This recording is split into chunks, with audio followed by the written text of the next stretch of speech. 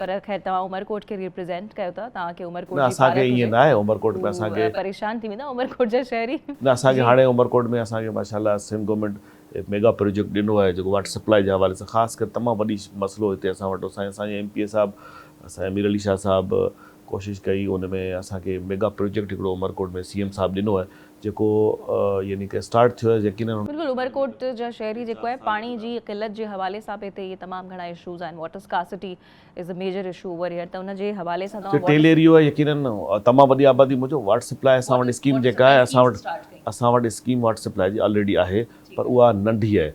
हाणे उनखे वधाइण लाइ स्कीम ते कमु हले पियो, तव्हांखे आउं ॾेखारींदुसि विज़िट बि कराईंदुसि त असां वटि नवां 3-4 तलाउ वॾा ठहनि पिया, नयूं लाइनूं विछाइजनि पियूं ऐं उन जे करे शहर में थोरो प्रॉब्लम बि ज़ाहिर जिते नयूं लाइनूं विछाइनि उते